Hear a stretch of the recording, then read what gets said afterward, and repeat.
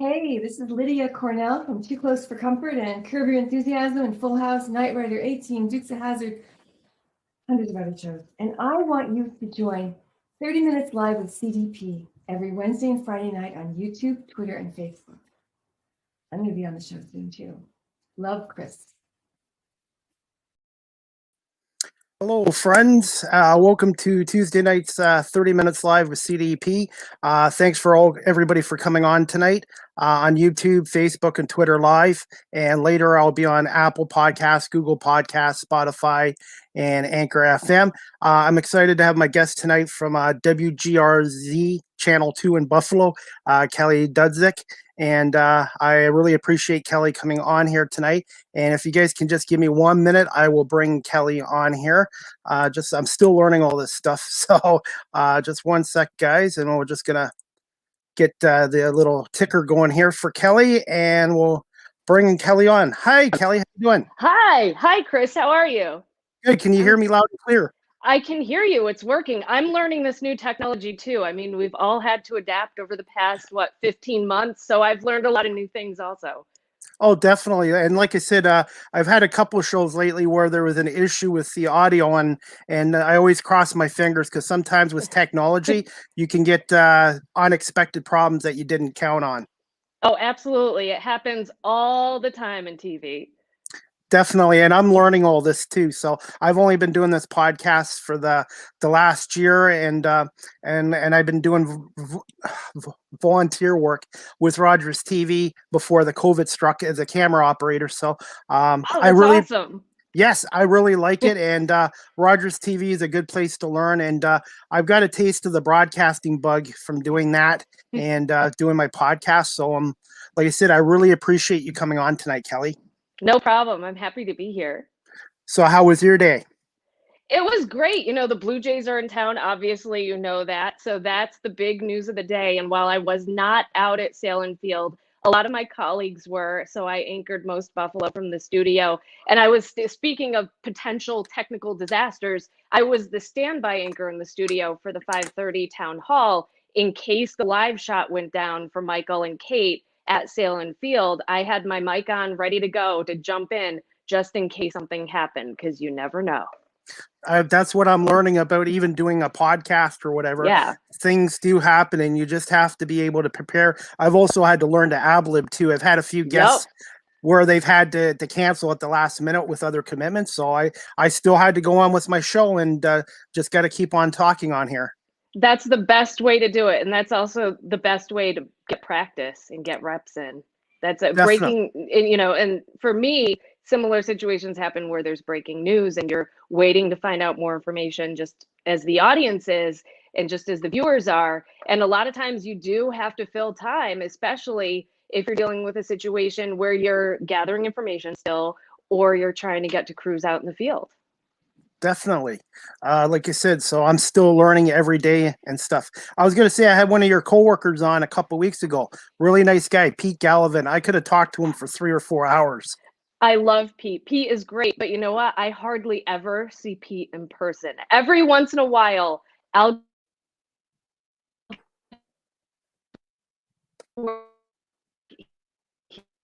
still at work.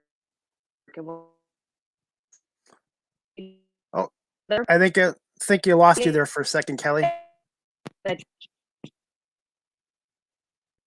Oh, guys, just hang on for a second. I think I just lost Kelly. We were just talking about technical things that happen in TV and sometimes even with podcasts. Kelly just froze up there for a second. So hopefully we'll get Kelly back on in another minute or two. She just froze up here. So things do happen with technical difficulties. So bear with us and hopefully we'll get Kelly back on here.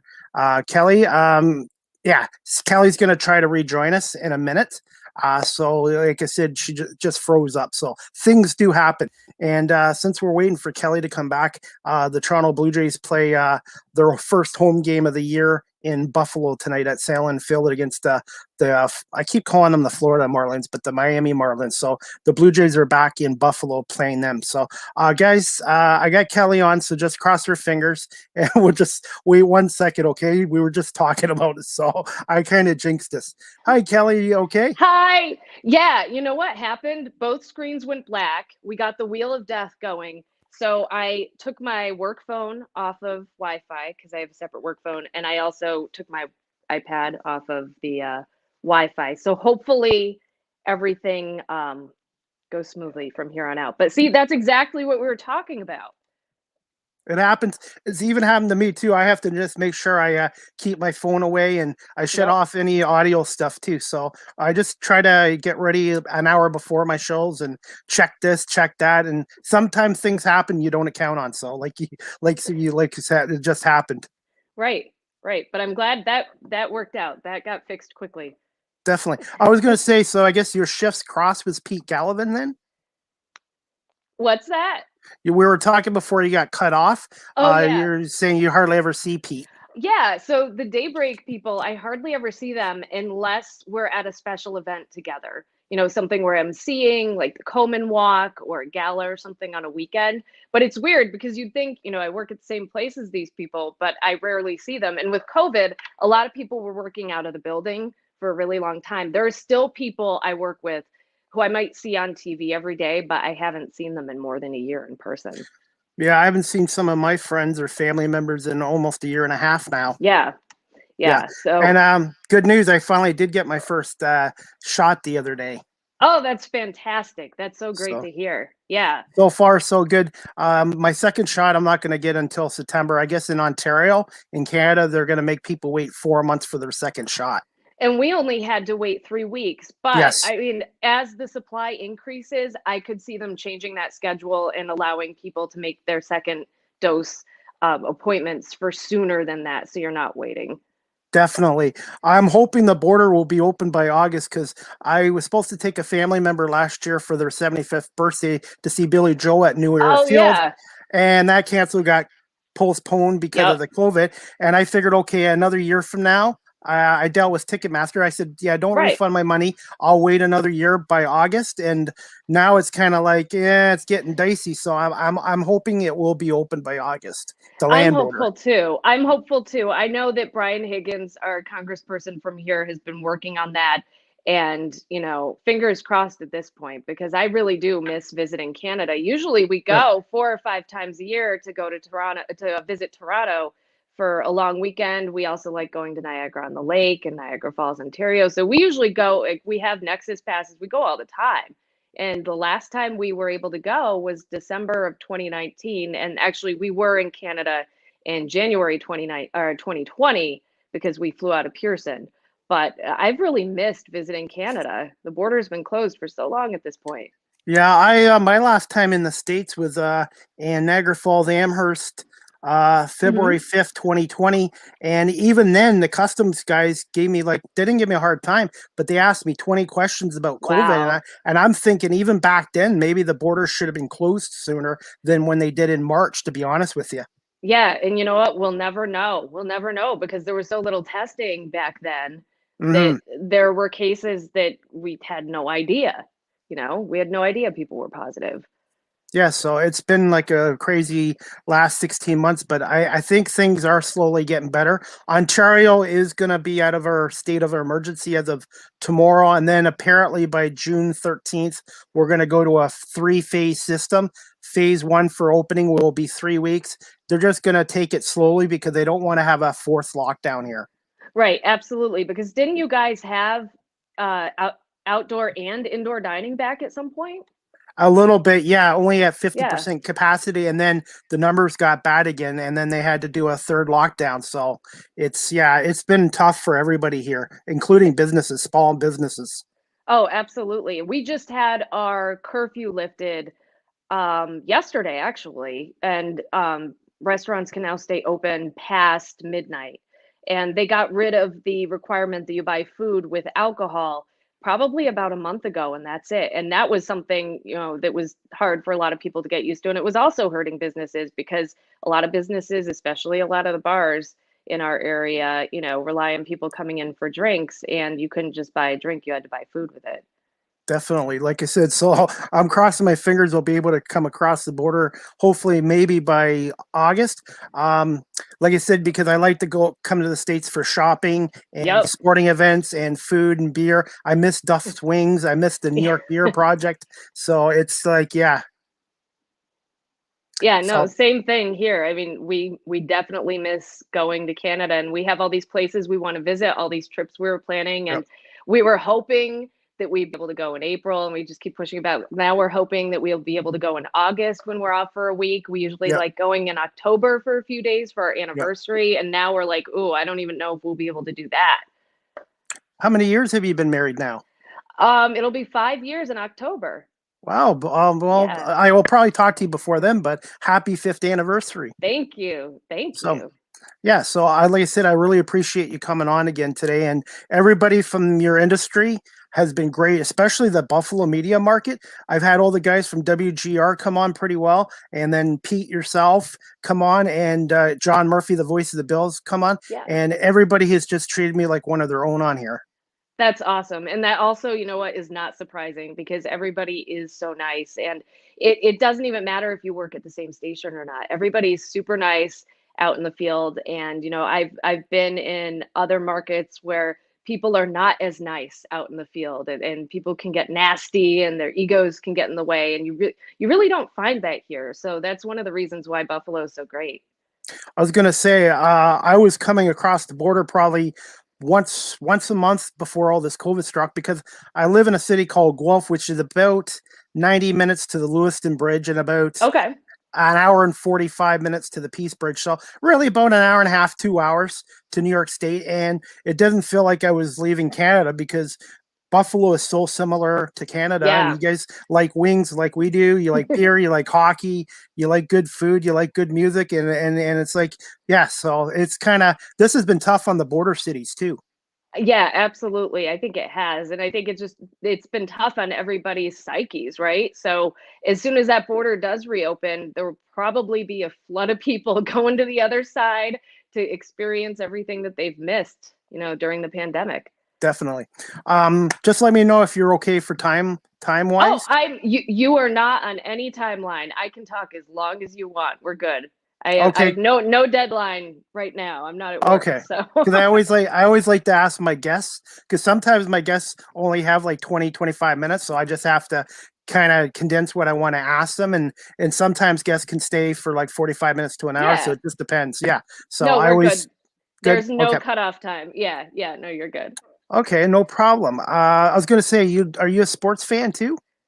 I am, but I wouldn't say that I'm focused on like any specific sport. The home I grew up in, like as a family, we would watch the Olympics, Mm-hmm. but my family wasn't really into sports until I left for college. And then they got really into UConn women's basketball, because the team did really well when I was in high school, and then continues obviously to do well. And then my parents also became like huge Red Sox fans after I left.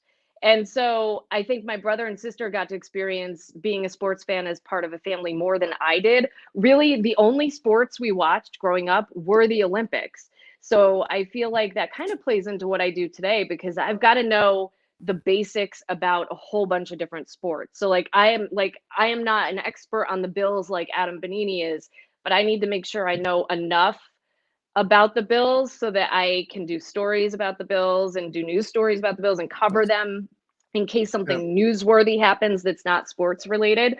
So I wouldn't say that I grew up a sports fan, but I'm definitely a Buffalo sports fan now. I was gonna say, and they love their Bills and Sabres, and Yeah. I'm glad the Bills have finally turned. I'm an Eagles fan, so Yep. don't boo me. But I'm glad the Bills have kind of turned it around. Now the owners have to do the same with the Sabres. They Yes. have a lot of work to do with that franchise. Yeah, they do. I mean, it's how many years in a row of just bottoming out and not doing well. I was actually able to go to one Sabres game this year, and it was actually, I think they won. It was a good game. But was not the case for most of the games this year, as you know. So yeah, the Sabres need to do as well as the Bills because people are really excited about the Bills now. And even I would say 5 years ago, obviously before Josh Allen, there was not this kind of excitement. Definitely. And when I have my Buffalo guests on, I use either what's the Sabres arena called again? They've changed the name so many times. Oh yeah, no, it's KeyBank Center, and I think it's Center. changed. That's the second or third name since Yeah. I've been here. And Here. then the football stadium has also changed names a So bunch yeah, of times again. too. Yeah, I still call it Ralph Wilson Stadium. Yep, a lot of people do. I think that's what most people still call it because that's what it was for so long. And I think that Yeah. Highmark Stadium is going to take a long time to catch on. Like some people Yeah. are just not going to call it that. They're going to call it Yeah. what they grew up calling it. Oh yeah, and the days of stadiums being named after people are it's a corporate business now. Everything is all corporate, and you have to have a corporate name for everything. Yep, exactly. Definitely. Okay, and like I said, my podcast is sports, but I'm also trying to branch out too and interview other people in other fields too, and that. So I like to learn and ask questions and all that. So are you okay if I ask you some questions? Absolutely. Ask away. Ask away. Okay, the first one I was going to ask you, can you just tell my audience a little bit about yourself and when you Sure. decided to pursue a career in broadcasting, media, and as an anchor?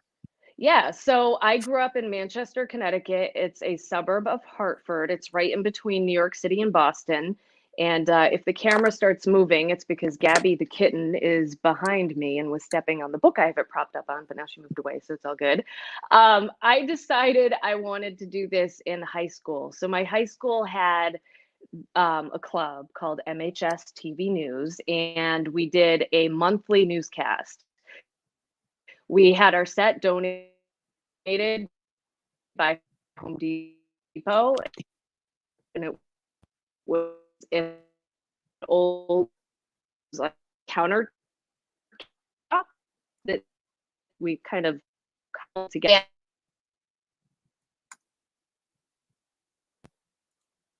Kelly, I think you just froze a little bit again too. Sorry. We were doing really well there for a while, so I don't know if you want to log off and try hopping back on again. It was good for about 10 minutes there. So, anyways, guys, I apologize. Like I said, sometimes technical difficulties. So maybe Kelly can hop off again, and and I'm gonna also check my phone too and Saying make that it'll sure. kick me Okay, out. Oh, there I am. All good, right, I'm good. back. Okay. I made sure I turned my Wi-Fi off my phone too. My Oh, good. phone's my Wi-Fi is now off my phone. So, things happen. So I Yeah, apologize that's for that. okay. No, it could be on my end too, because believe me, when I was working from home, we did have some Wi-Fi issues where I had to run around and shut things off so that they weren't Yeah, taking up yeah. any of the power. So yeah, so I will go back to what I was talking about. We had MHS TV News, and I joined it my sophomore year of high school. I learned how to shoot video on S tape. So it was the cassettes were the size of VHS tapes, but they were like super VHS and they were kind of supposed to be a better quality. So I learned how to edit tape to tape. Now everything's done on the computer. It just, if you're using a video software editing program, we use a similar thing, but it probably costs a lot more money because it's for commercial use. I don't know, because I don't see those bills, but so that's how I learned how to edit tape and how to do stories. I would do reports on things happening at the school, and every month everyone would gather in the auditorium to watch the tape of our newscast. I also did morning announcements in junior high school. Cool. So I would say that that's like my first taste of broadcasting was doing the morning announcements once a week at Illing Junior High School. And so I decided to pursue this in college as a major. I went to Syracuse University and I majored in broadcast journalism and political science. And I just stuck with it. I'd never changed my major. I always knew that I wanted to be a reporter and an anchor.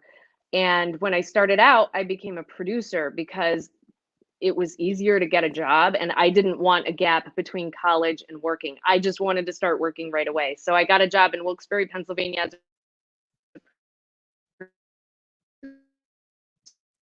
was my first job out of college. Okay, guys, I think Kelly froze again there. So I apologize again for the technical issues. Just bear with us and we'll get Kelly back on. I just made sure my phone, my Wi-Fi was turned off. So hopefully we'll get Kelly back on in a minute because she was just telling us about how she got into into broadcasting before she started with WGR and her school, I guess, as well. So yeah, just bear with us, guys, and hopefully we'll get Kelly back. I'm just going to check one thing. I'm just going to check to make sure I'm actually, anyways, guys, like I said, bear with me and we'll get this corrected. I'm actually going to shut my phone off completely and well, my Wi-Fi is turned off. So hopefully we can get Kelly back on in a couple of minutes and stuff like that. So just bear with me.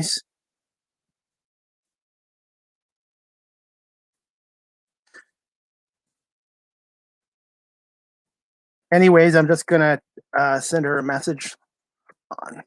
Hopefully, like I said, guys, I apologize. Things happen. So, yeah, technical things with freezing up and stuff like that. So I made sure my cell phone, the Wi-Fi was turned off and I shut it off completely. So anyways, guys, just bear with me. And I think we're going to have Kelly back. You're back. Hi, I'm back. That time So- it took longer than it did the second time. Yeah, so I even shut my cell phone off completely. I can check it after. So yeah. And I make sure with my Wi-Fi I have one of those pods that gives me a stronger Wi-Fi signal too. Oh, nice. Yeah, Yeah. I don't know. I mean, it could be on my end too. We have so many devices on the Wi-Fi, and I know we have the thing upstairs that makes it stronger. So hopefully it's all fixed for now. But yeah, Yeah. our router's upstairs and I'm downstairs, so that could be Yeah. part of the problem.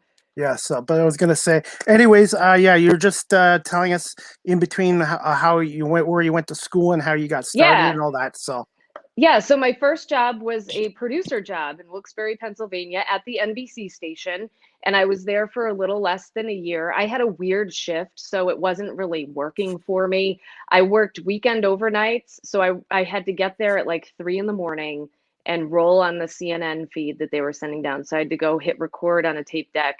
And then 3 days a week, I worked like a 9 to 5 shift. So it was just super weird. So I ended up leaving for a job in Cincinnati, and I was the weekend producer at the Fox station there.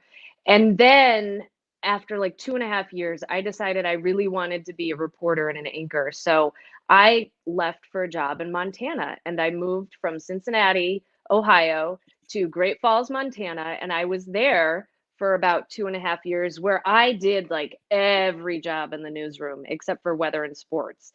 Everything. You were pretty much doing everything yourself, especially if you worked a night shift like I did. Um, I would listen to the scanner, and if I heard that there was a car crash somewhere, I'd take the camera, I'd go out and shoot it. I wrote the whole newscast myself, produced it myself, ran my own prompter, and did stories and anchored and edited the video. And at that point, everything was still shot on tape, and they were DVC Pro tapes, so they were tinier. But then you put it into the computer, and you were able to edit it in the computer. So that just shows you how like technology was changing. But I was there for 2.5 years, and then I went to Little Rock, Arkansas after that for a weekend anchor job. And I was there for almost 6 years before coming here to Buffalo. I was gonna say, everybody has talked about how they got started. Yeah. Basically, everybody's story is similar. Yep. Everybody's just they really learned they wanted to do it when they were younger, and they also learned to do various jobs. The more you can multitask, Yes. the more valuable you become. Absolutely. And that's what I tell anybody who I mentor, because a lot of times I will have conversations with people who are in college who want to do this. And I just tell them, learn how to do everything that you can. And you might not end up doing that for your job in the end, but at least you can appreciate how to do that job and you have those skills. And I also tell people that the most important thing is that you know how to write and that you're a good writer. If you're a good writer, you can do anything in this field. I even have my own sports blog on Facebook too. It's like a website, but it's kind of a Facebook website. But I blog on there quite a bit too, as well. Nice. Yeah, no, Definitely. that's smart, because being a fast writer really helps me as a reporter, especially during breaking news, because you've got to be able to turn stuff fast, but you've got to be able to go on the air and give people the right information and do it in a cool, calm, and collected way. And because I'm a fast writer, I'm a better reporter, I think. I just wish they had all this technology back in the 70s and 80s, because I was passionate about talking sports back then, but I didn't have the opportunity like I do now with Rogers TV, Right. having volunteers in their TV productions, and then having all this equipment I have now at home to do my own podcast. But everybody that's been talking to me says it doesn't matter about your age, just keep doing what you're doing. As long as you're passionate about it, you can do it. And you're right. In the 80s when I was growing up, VCRs cost a lot of money. Like The technology, $1,000. yes. So Yes. people did not have VCRs. Like I think I was one of the last people in my class in elementary school to get one. And sometimes you had to rent one from the video store. So Yep. yeah, technology has gotten a lot more accessible for people, which is great because I feel like it's giving more people opportunities. And if we didn't have that club at my high school, I don't think I would have gone into this for a career. I mean, that really is what jump started my passion for doing this. And then, being able to do it in college and getting a job out of college, that, if I didn't have those opportunities, I wouldn't be where I am right now. Yeah. Oh, by the way, I didn't have my first VCR until I was 18 years old, 1990, and it was $400. Yeah, no, I think that my parents bought one when I was in 5th grade, and that was probably, I would say, like, I think probably 5th or 6th grade. So it would have been about 1990, and that's, when they were able to afford to get one. Yep. Yeah. And now they're obsolete. It's Right. amazing how fast technology has changed. I didn't even, honestly, I tell all my guests this, I didn't even know what Wi-Fi was even 10 years ago. Right. And at my first station, we didn't have computers that were connected to the internet. We had like one computer in the whole newsroom that was connected to the internet, and we didn't use the internet as a way to get news out to people or as a way to collect information for people. It wasn't a thing. I don't even know if the station had a website at that point. The station probably had just stopped using typewriters not too long ago. I know my station in Montana used typewriters until like 1996 when they finally got computers. And my first paid job was in 2001. And most of the computers in that newsroom were what we called dummy terminals. And all they did was connect to the program that we used to do the newscast and type everything out. Like I said, there were not that many computers connected to the internet, and we still had a dot matrix printer. Wow. And I was going to say, and I've got a guest coming on next week from San Diego, and it's just amazing. I can talk to people across the world in my basement of my house on my podcast. It's just amazing, like the technology nowadays. Oh, I don't know if you froze up or not, Kelly. I think Kelly might have froze up again. I was going to ask Kelly about her kitty cat that's sitting with her. So, guys, just bear with me. Kelly froze up, so we'll hopefully have Kelly back on in a couple of minutes. Like I said, it's just one of those glitches that happens to everybody. I'm learning this too. It happens. So just bear with me, and hopefully we'll. Hey, she's going to try to come back on again. So just bear with me, guys. And hopefully I'll get Kelly to come back on. And like I said, guys, technical things do happen in television and radio and even podcasts. So Kelly's a really good guest, and hopefully we can get her connected back on here again. We'll just try it again. Just bear with me, guys, as we're waiting for Kelly and stuff like that. Since we're waiting for Kelly right now, I'm just going to show a little video clip. Okay, guys, I'm just going to show a video clip, and it's about what they did with the Buffalo Bison's baseball stadium. Just bear with me, and we're just going to show a little clip while we're waiting for Kelly. Very nice. I mean, we're so kind of pretty. spoiled here in Buffalo. This really is one of the great minor league ballparks in America, and they've done what can only be described as a major league renovation here. That's really going to be the lasting impact of this team coming here to Buffalo. We're going to be seeing I can hear you, Kelly. Stadium for a long time. Hi. I was just showing a video clip here to get ready for Oh, this season. awesome. Indoors, Yeah, a here, complete Michael. I overhaul. see it. Everything The works. Jays have a new Okay, clubhouse, cool. great cardio Thanks. rooms, a lounge. It's only a training, minute recovery clip. rooms. These are all now really up to MLB standards, and they'll be sticking around long after the season. There are brand new climate-controlled batting cages that are pretty sweet. Also, the bullpens got moved right behind right field. The old bullpens were actually in the field of play. And speaking of that, there is beautiful new sod in the outfield, a new warning track, new foul poles, and finally new LED lighting, plus a couple of new light poles to fill in some of the gaps. This construction is much more substantial than a lot of the temporary work that happened for last season. Absolutely. Yeah, it's been a whirlwind. So been down here for quite a while. Construction's been going on for a few months. So it definitely was better to have more than 3 weeks like we had last time. But it has been down to the wire. So we're excited for the end result that we've gotten to, but still kind of putting on the final touches today in order to be ready to open those gates to our fans.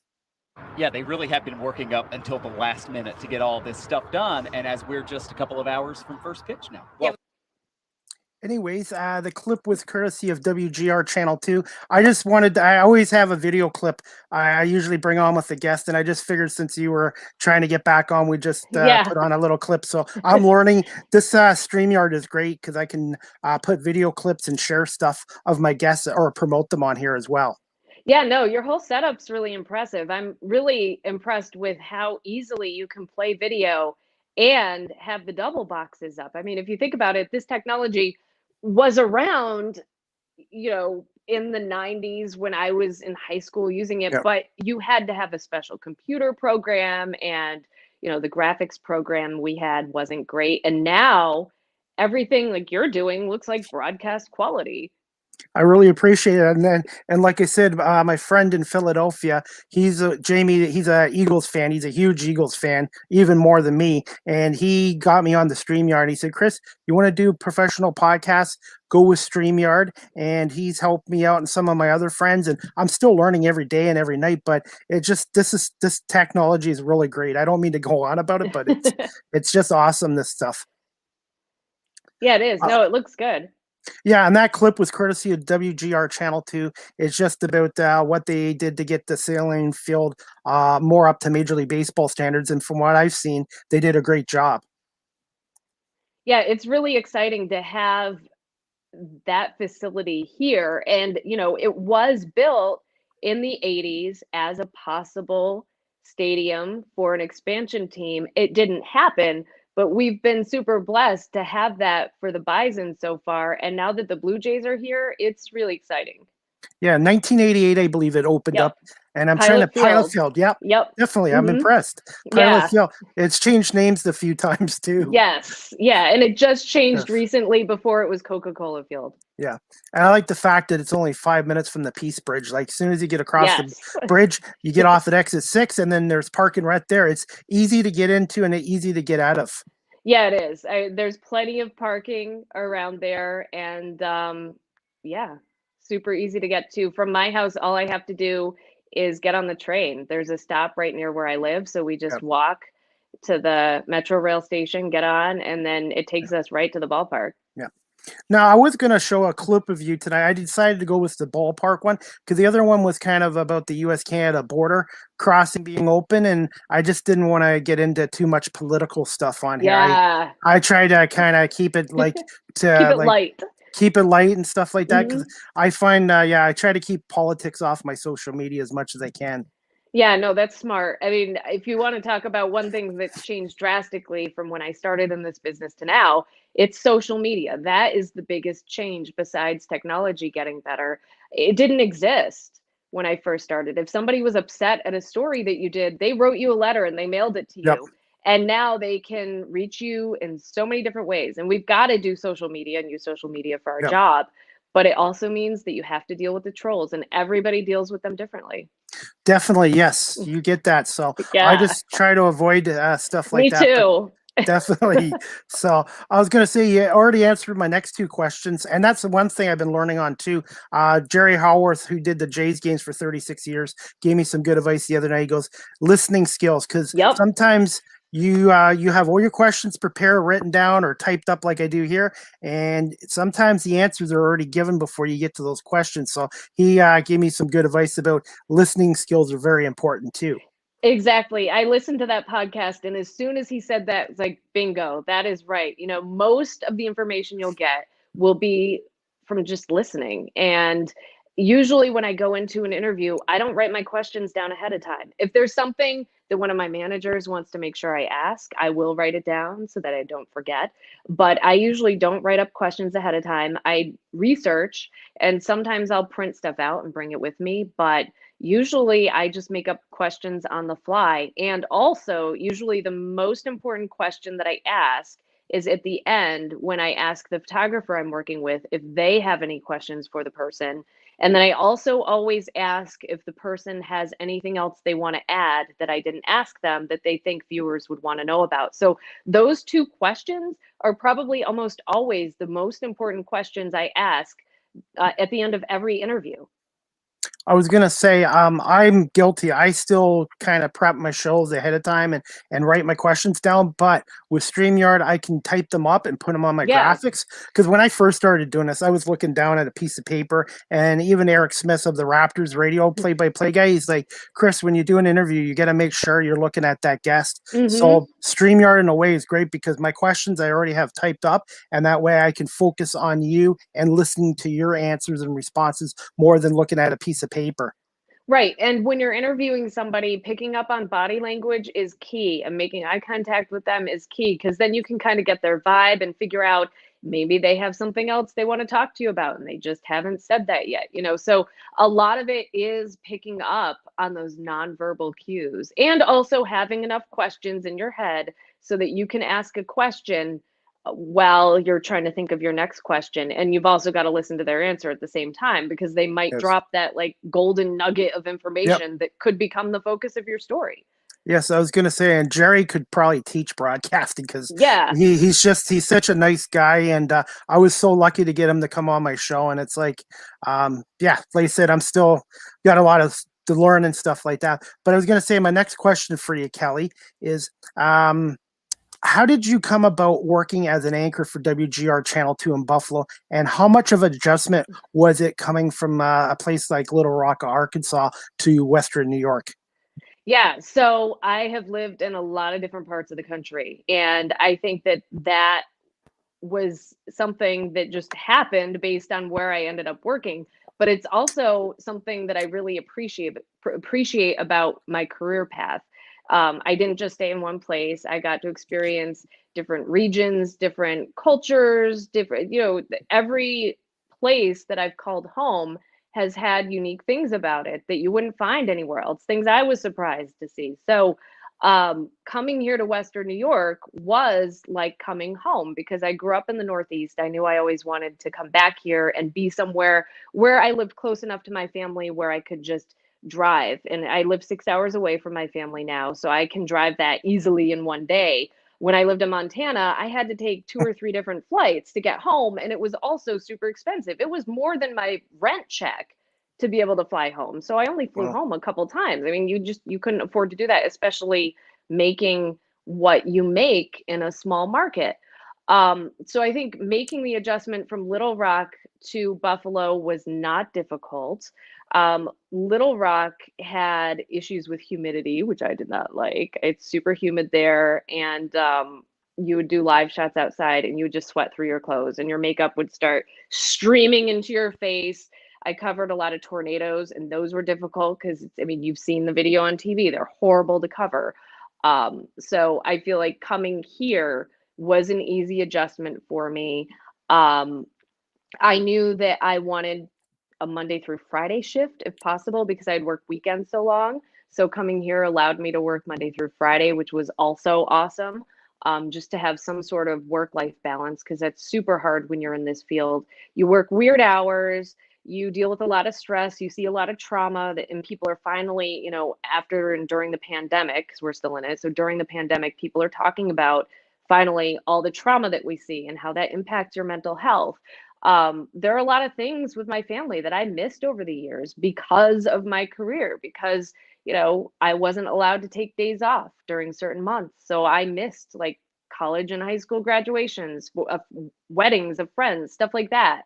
But now coming here, working a Monday through Friday schedule, and I'm working days, I feel like I have much better work-life balance. And that's become more important to me as I've gotten older. And I saw the value in it before, but I always was worried about saying no when they ask you to work an extra shift or something. And I work extra shifts now, and I'm not someone who always says no, but I think that there is a lot of value in making sure you have a life outside of your job.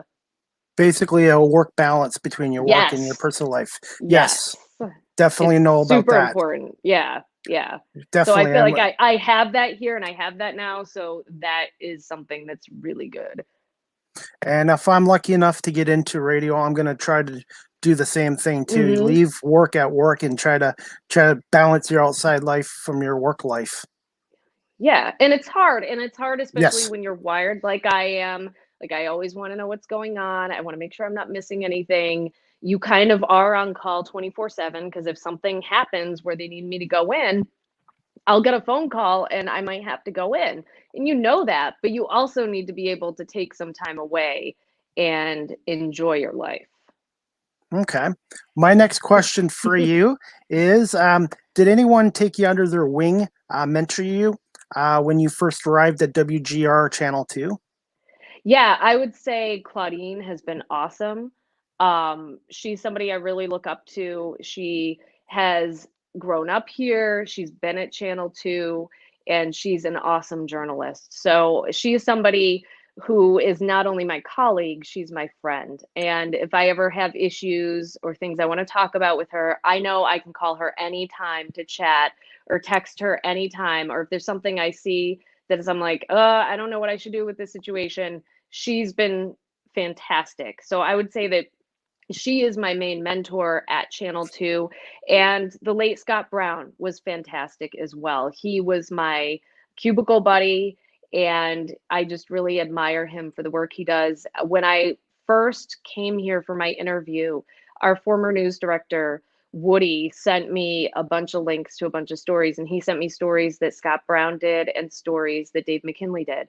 And I was just so impressed that this was a station that allowed people to do stories that were longer than a minute and 20 seconds, because I came from a station where you had to get a manager's approval if you wanted to do a story longer than a minute and 20 seconds. And they were allowed to have time to breathe in their stories. And I was really impressed by that. And their storytelling skills and their skills as journalists. So those are some of the people that I look up to here at Channel 2.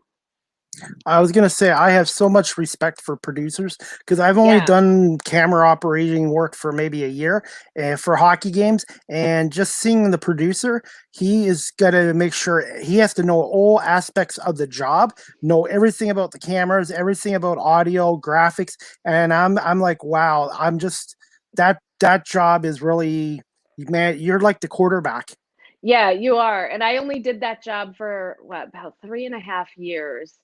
And it was tough because you are dealing with and managing the on-air people at the station. So you are having to tell people that you would like them to do things that they might not want to do. And then you're also managing your managers who are calling you up and in your ear all the time telling you to do certain things. And oh, by the way, you're producing a newscast and writing a whole bunch of stories at the same time. So yeah, it's one of that and the assignment editor jobs, I think, are two of the most difficult, not necessarily difficult, but most like underrated and underappreciated jobs in the newsroom. This is Elsa, by the way. She's I saying was going to hello. ask you about that. Yes, Yeah. I have a cat too named Latte who was adopted about a year and a half Aw. ago from the Humane Society. So I was reading up that what you do, and that's great. Adopt but don't shop. Yeah. And getting for Humane Societies or animal shelters, best way to go for pets. Yep. Elsa is from the City of Buffalo Animal Shelter. Mm. And Does she she's have a also favorite? shutting.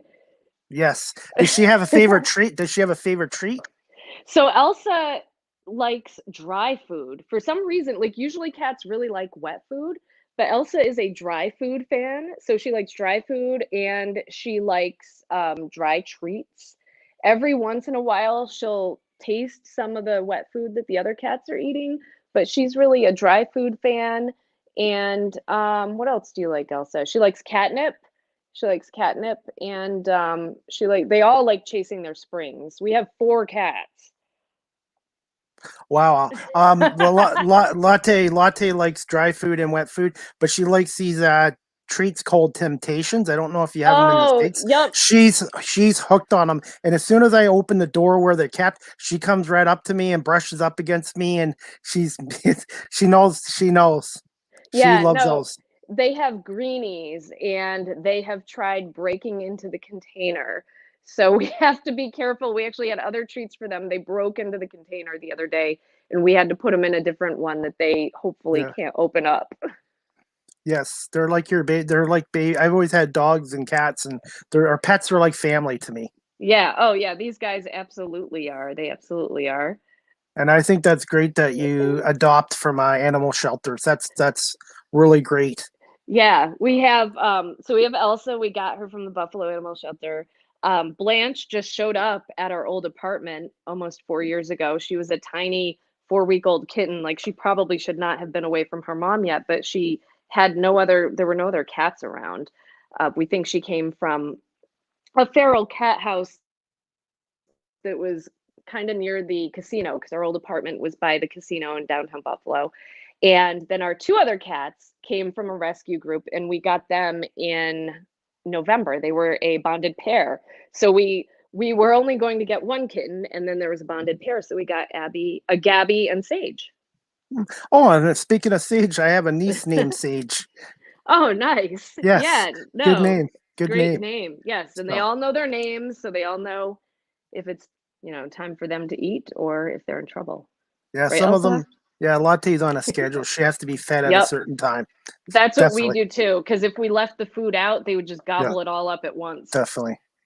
Okay. My next question I wanted to ask you, Kelly, is what's it like overall being in Buffalo in the Western New York area, and so far your experience with WGR Channel 2? It's been fantastic. There's always something to do, and you are never bored. Like people always complain, at least like where I grew up, people were like, "Oh, it's so boring here." And I think people always say that when they're younger and they don't appreciate things. And I feel like I'm never bored here. I love being able to walk to stuff. I always wanted to live somewhere where I could walk to a restaurant, where I could walk to a place to see live music. And I can do that here. The walkable neighborhoods are awesome. I live kind of Elmwood Village adjacent. So there is always something going on. There is never a moment where I'm like, oh, I wish, we had something to do. And especially with the pandemic getting better here, things are starting to happen once again. Throughout the pandemic, we were getting takeout every Saturday night, but now we can actually go out and do things, which is great. So, we haven't seen live music yet again, but we're planning on going to see a show at CMAC at the end of August. So yeah, and especially like the sports scene. So there's tons to do. No one can ever say they're bored here. I was going to say, are the masks still mandatory, or are that just optional now? So here's the deal with the mask situation. A couple weeks ago, they said that they would, in New York State, that New York State was following the CDC guidelines. And that happened, I feel like it was a little bit after the CDC changed the rules. Like New York hadn't changed the rules, and then the governor said the rules were changing. So you follow CDC guidelines, but every store or restaurant has its own rules and can do it just like, you have to wear shoes and a shirt to go into a store. They can tell you that you have to wear a mask, or they can say that they're following CDC guidelines. And if you're fully vaccinated, like I am, you don't have to wear a mask. We still haven't been going a ton of places, but we do go grocery shopping every Friday night. And at our Wegmans, everybody's still wearing masks. All the employees are wearing masks and most of the customers are. So we've been wearing masks at Wegmans just because most people have been. At work, they just changed the rules. So I know that a lot of people, if you can get channel 2 where you are, a lot of us were wearing masks when we were out in the fields until maybe like a month ago, or when they lifted the rules. Like I was, just because where we usually shoot our video, there are all people walking around and stuff, and I wasn't vaccinated yet. But now most people are not wearing masks on the air. And in the studio, we're still sitting far apart. But as more people get fully vaccinated, I think you'll see that change. Just within the past week or so, we no longer have to wear our masks at our desks at work. And so I was used to wearing my mask more than 8 hours a day because I had to put it on when I got out of my car in the parking lot and keep it on unless I was eating or drinking at my desk. So now we're following the CDC guidelines. If you're fully vaccinated, you do not have to wear your mask in the office. But you can choose to wear it if you feel safer wearing it. So it's now like more of a personal choice than a rule that we had at our workplace. And I think every workplace is just having to navigate the situation and figure out how they want to handle the mask situation. Yeah, I think I'll probably be wearing a mask until at least September, anyways, until I'm fully Yep. vaccinated. And I'm okay Yeah. with that because having this mask on the last, I don't know, 15 months now, I haven't had any colds and it's Yep. helped with my allergies. I have hay fever, pollen, and all that. And I I do find the too. mask. Do you? Oh, you know what it's Yeah. like to be Yep. an allergy suffer. Mhm. And I Even though I last just year, had the cat in my face, but yeah. yeah, because last year was the first time in my life where my allergies didn't bother me in May and August, because those are the worst months for my allergies with the hay fever and the pollen in the Yep. air. Yeah, no, I believe it. And I feel like the mask made it so I didn't get cold. Like usually I'll get a cold or two every year. That didn't happen. So like I could totally see myself continuing to wear a mask on a plane, for instance, even after it's no longer required. Yeah, Because there are, other people were doing that already. So I don't see why that would be a bad thing. And again, it should, that's your choice if you want to do that or whatever. Even though now it is still required by the CDC. Like when we got in the Metro yep. Rail the other day, we had to wear a mask because we were using public transit. So I was going to say my next question for you is you have a favorite story and interview you've done so far, and Ooh, some of your favorite personalities you've worked with so far in your career? I guess with WGR, I guess, because yeah. I would say my most memorable story so far has been covering the unemployment issue since last March. That I think has really shown me how we can impact people's lives. There have been a lot of people, like thousands of people who've contacted me because they've had issues with their unemployment checks. So just being able to read their stories through their emails, hear their stories through their phone calls and voicemails they've left me, that has been really touching. And, even if I've been able to help one person get their unemployment benefits, that tells me that I'm in the right field and I'm doing the right thing. So I think that so far that has been the most memorable, most meaningful story that has touched a lot of people's lives. Um, as far as interviews, I have interviewed some celebrities, but not that many of them like are memorable or stick out to me because to me I'm just like, meh, whatever. I did get to interview Mike from Dirty Jobs once when I was in Little Rock. That was fun because I watched that show, so I was kind of starstruck there. And yeah, I would just say getting to learn something new every day because I go to work every day and I don't know what story I'm going to do until I pitch my stories in the morning meeting, and that's all being done by Zoom right now. And I might get assigned a story I pitch, and I might get assigned to something totally different. So I like the excitement of not knowing what I'm going to be doing. And then being able to learn about a bunch of different topics. So I might do a story on, like the other day, the guy who was buying the ads to reopen the border. I didn't know anything about this guy. So I had to quickly see what I could find out about him on the internet and then meet him, interview him, and somehow turn it into a story that's 2 minutes or less. So I really like getting to learn a lot about a different topic. So like I said, I'm not an expert in any one field, but I've probably covered almost every different type of story I could possibly cover in the years that I've been doing this. And one of the things is you have to be wanting to learn and Yeah. be curious about stuff too. Ask questions. Yeah, you do. Because if you're not asking questions and if you're doing this just because you want to be on TV, you are in this business for the wrong reasons. Definitely. Yeah. Okay. Next question I was going to ask you. I only got a couple more for you, Kelly. The next one is, what is the hardest aspect of the industry and what do you love about it the most? I would say the hardest aspect right now is the social media aspect and figuring out how you're going to respond to trolls or people who are critical, because you're putting yourself out there on several different platforms. And it's so easy for people to connect with you right now, which is awesome because that means that people can come to me with issues they're having. They can ask me if I can look into something for them. But then it's a double-edged sword, because then it means that people can be mean to you. So you have to have a thick skin. But it means that people can be mean to you easily because they don't have to write out a letter and put a stamp on it and mail it.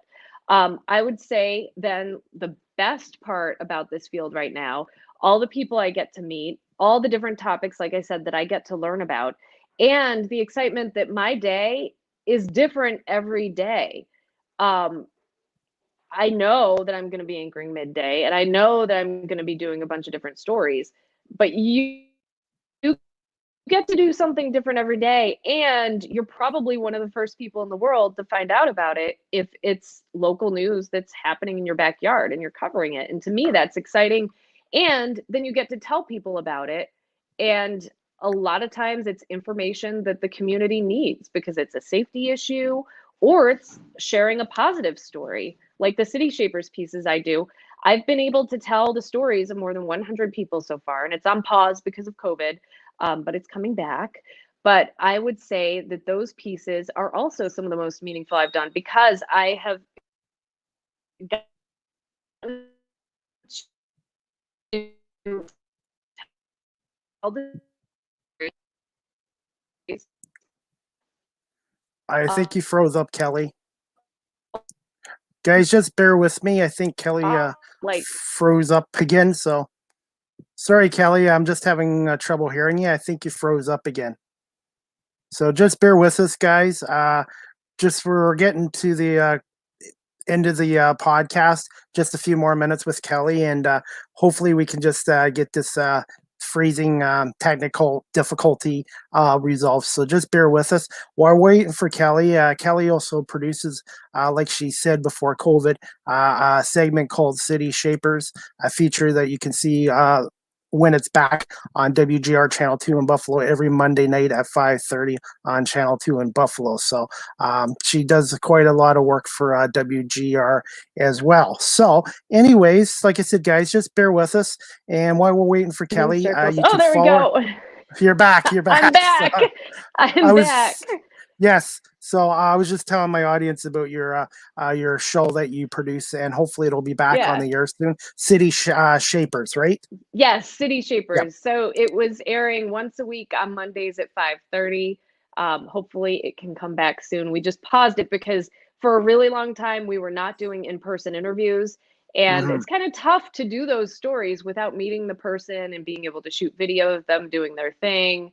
And our attention has been focused on the pandemic, but like I was saying, those stories are some of the best stories I've been able to tell, because it's shining a spotlight on people who are doing awesome things in the community who aren't out there looking for the applause. They've all been nominated by their friends or their colleagues who are saying, like, you need to tell people about this person because they're doing something good. I was going to say your coworker or colleague, Pete Gallivan, does one too, I think, Stories of Western New York. Yes, the unknown stories of Western New York. He actually had a baseball one air today that should be posted online that everybody should check out. Okay, I'm going to have to check that out later on your website, because I'm a huge baseball fan. So yeah, no, it was really cool. It was really cool because he went back like 100 years to talk about the teams that were playing in Buffalo. So it was neat. And he had pictures and everything, talked about a stadium that was just ripped down that was able to seat 20,000 people. I had no idea that even existed until I saw Pete's story. Well, and it was also 106 years since Buffalo's had a baseball team, a Major League Baseball team in Buffalo where fans could see it. Because last year, none of the fans could be at the games. No, not unless you were up in the tower and you had like an apartment. I don't think those apartments were even open then. But yeah, you could not see the games, and they weren't on TV here. So I don't think you could watch them at all unless you saw highlights later. The Jays should really strike a deal with MSG. I think that's your sports station that does the Bills and the Sabres. Yep. They really should strike a deal with them so people in the Buffalo area could actually see some of the Blue Jay games if they can't go down to the stadium. Right, because tickets are pretty hard to get, and if you're buying them on the secondary market, they're especially the Yankees games, those are probably like impossible to get right now unless you're willing to pay way too much money. I mean, some people are, but I haven't looked at the Yes. prices, but I think they're like $1,000 or something. Yeah, that's a little too much for the money. Yeah, yeah. I find $100 is about my limit. Right, right, and Yeah. that's what they were really going for if you Yeah. could get them when they Yeah. first went on sale. So, okay, Kelly, I just got a couple more questions. Sure. 2 more questions. I always ask my guests different questions too. I try to change them up. I was going to say, do you have a favorite music that you listen to, band, artist, and any hobbies or any restaurants that you really like in the Buffalo area? So music, I like 90s grunge, like 90s alternative rock because that's what was popular when I was in high school. So really any 90s music I like, but I like pretty much anything anybody puts on. I mean, I'm not gonna tell you I'll get out of here with that. As far as hobbies and restaurants, I would say that food is one of my hobbies. I like to cook and learn to cook different things. So I listen to a lot of food podcasts, and I always like to check out the new restaurants that open here in Buffalo. There's a restaurant here that we live really close to, Hutch's, which is a really good restaurant. So anytime we get the opportunity to go there, it's really special and it's really nice, and all of the food is really good. That's a local restaurant that's been around for a while. And there are a bunch of new restaurants that have popped up. There's one on Hurdle called the Little Club, and it's a wine bar, but they focus on small plates. So that restaurant is one that we like going to. But really, you could eat at a different restaurant every week in Buffalo and not repeat and not have a bad meal. Everything is so good. Yeah, when you go to the States, especially the Buffalo area, you need to go to the restaurants hungry because you guys Yes. you guys give proportion sizes a little bit bigger than we do here in Ontario. And it's like I don't even know how you guys can eat dessert in the States because you guys it's just oh my god, you guys get so much choice down there. Yeah, no, and that's Yeah. why if we can walk to where our restaurant is, like if it's within 2.5 miles, we will walk because we know that we want to have dessert and we're gonna need to burn off the calories. Yeah, I was gonna say that's one of my sweet things, cheesecake. When I went to New York City a couple years ago, this place called Junior's in New York City, and I guess it's out of Brooklyn, is oh my god, it's amazing. The Oh, cheesecake, it's wow. like, and one slice is like 4 slices here. So if you ever get to go to New York, try Junior's out of New York City or Brooklyn. Yep. Okay, you're still there? Okay, I wasn't sure if you froze up or not. So. I'm here. I'm here. The audio went out a Okay. little bit, but it seems like it's back. Yeah. Okay, no problem. And just 2 other little things. I was just going to ask. I do this with all my guests, anyways. Do Yes. you have any good advice for anyone looking to pursue, not just myself, but to looking to pursue a career in media, either in TV or radio? So be willing to learn every job. Every job is important, and the more skills you have, the more marketable you will be. And when you get your first job, you will probably have to do a little bit of everything, especially if you are going for an on-air position. You will be probably in a small market where you're going to have to do everything from shoot your own video to run your own teleprompter to write your own stories, like what I did in Montana. So just be willing to try everything.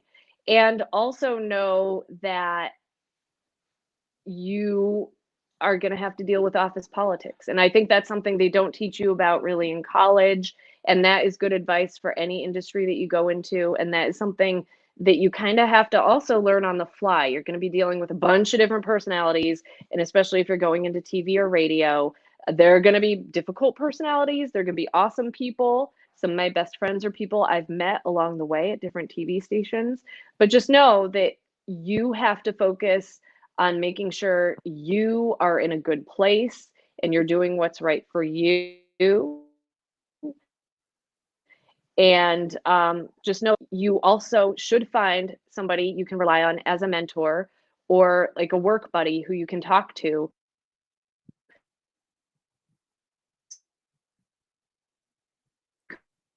out those issues because they're probably can't. Oh, and I'm back. Okay, yeah, you think you froze up, but a lot of your answers are similar to I some of did. my I other did. guests' answers. Yes, Yeah. definitely. And like I said, I'm trying to do this at 49, so I know it's not going to be easy, but this is something I really want to pursue, and hopefully, I get the opportunity one day. Absolutely. It sounds like you're on the right track. You're doing all the right things. Thank you, and I really appreciate you coming on. Before I let you go, can you just tell my audience where people can find you on WGR and on social media if they want to follow you or contact you? Absolutely. So you can find me at 11 a.m. anchoring Midday, Monday through Friday on Channel 2. And you can also find me on Twitter. I'm at Kelly Dudzik, WGRZ. And you can also find me on Facebook, same thing, Kelly Dudzik, WGRZ. Type that in, you'll be able to find my page. Okay. I was going to say, Kelly, I should change the name of my show. It's 30 Minutes Live with CDP, but I've been lucky. A lot of my guests want to talk I'm lucky enough to talk for 60 minutes. So maybe I eventually have to look Yeah. into changing the name to 60 Minutes Live with CDP or just Live with CDP. And that's the beauty of doing what you do. You don't have to time yourself to 30 minutes. Nothing's going to cut you off. Like what would happen if you were on TV? You can take as much time. Oops, I think we lost Kelly again there. Sorry, Kelly, we just lost you there again. You froze up. Like I said, hopefully we can just finish this up in just a minute, guys. I really appreciate everybody watching tonight. Hopefully Kelly's get another 30 seconds before I let her go. So, like I said, guys, it's part of the process with technical glitches and stuff like that. But I think overall, I think it went very well tonight. Like I said, sometimes things happens, but again, like I said, I really appreciate you, Kelly, coming on tonight and talking to us, my audience, about your career in television and now with WGR Channel 2 as well. So yeah, hopefully we can get Kelly back for another half a minute before I let her go. But if not, I just want to say thank you so much, Kelly, for giving me the time out of your busy schedule to come on 30 Minutes Live with CDP. So, like I said, guys, I really appreciate Kelly coming on tonight. And I was going to see if Kelly might be interested in coming back on again in the future as a guest as well. So, anyways, I'm just going to read the comments just before I'm going to see if Kelly comes back on or not. If not, I appreciate it. Just read some comments. Angela, hi Chris, hi Kelly. Angela, thank you for watching. Thanks for bearing with some of the technical difficulties. And I appreciate it, Angela. Hopefully one day I'll be back in your area. I'm guessing August. Oh, there you are. I'm back. Okay.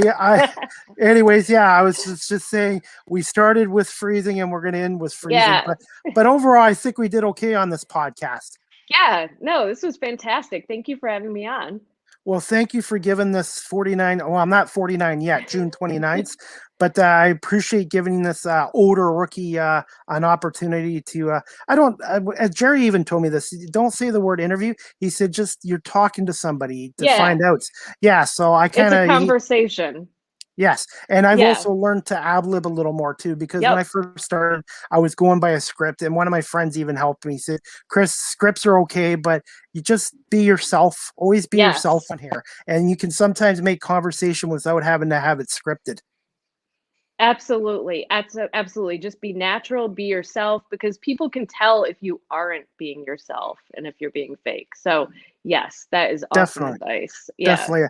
I was going to say maybe one day I'll be able to have you back on again as a guest in the future. That's great. I would look forward to that. That would be great.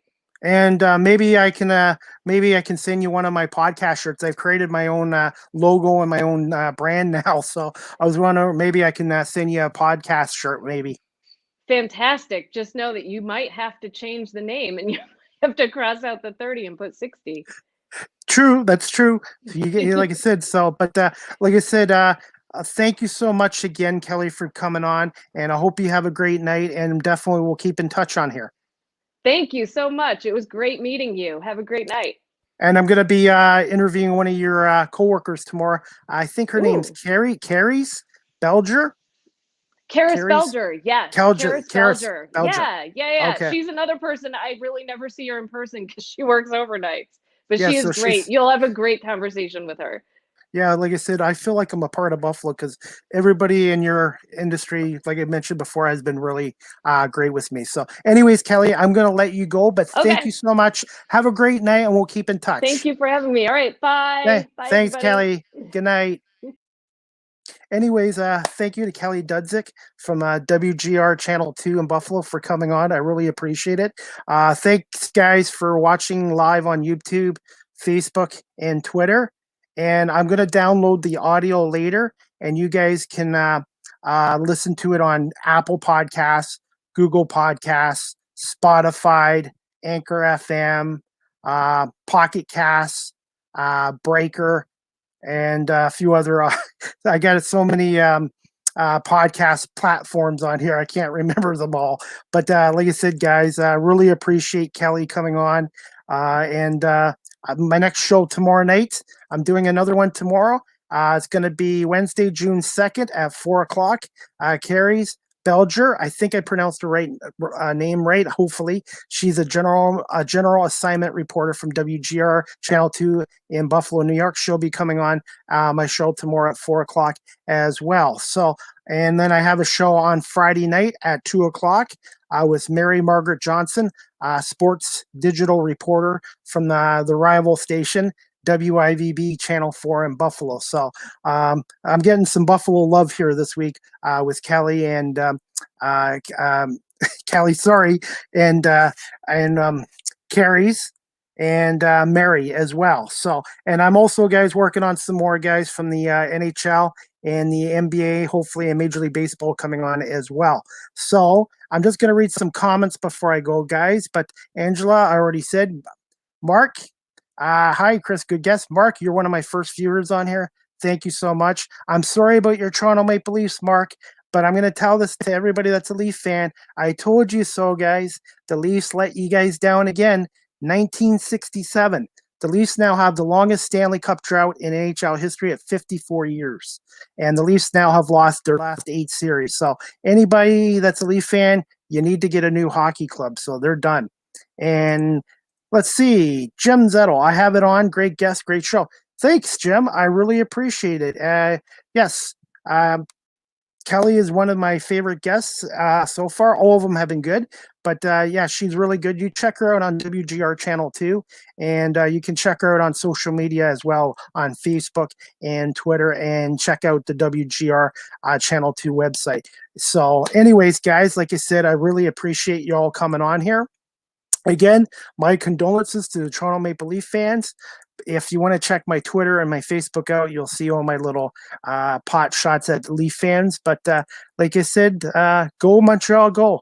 And I'm a fan of Nick Suzuki, and I had the pleasure of meeting Nick when he was with the Guelph Storm and that. So I'm cheering for Nick Suzuki. So, guys, just before I let you go, I'm just going to put on my next banner. My next show is going to be tomorrow. Yeah, tomorrow, Wednesday, June 2nd at 4 o'clock. Guest is Carrie's Belger. Hopefully I pronounced her first name right. I'm going to work on that. Her general assignment reporter with WGR Channel 2 in Buffalo, New York. She's going to come on and talk about her career with WGR Channel 2 and what her job as a general assignment reporter details. So anyways, guys, I really appreciate everybody coming on again tonight. Kelly Dudzik, thank you so much. And everybody that's watched on YouTube, Facebook, and Twitter, really appreciate it. And like I said, hopefully you guys can all tune in tomorrow, Wednesday at 4 o'clock.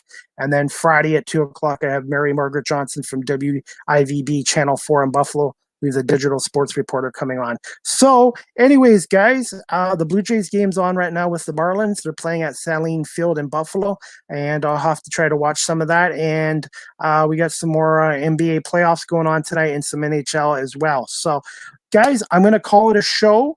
But again, I hope everybody enjoyed my interview with Kelly Dudzik from WGR Channel 2, and look forward to tomorrow's show at 4 o'clock on 30 Minutes Live with CDP. Have a good night, guys, and we'll talk to you guys soon.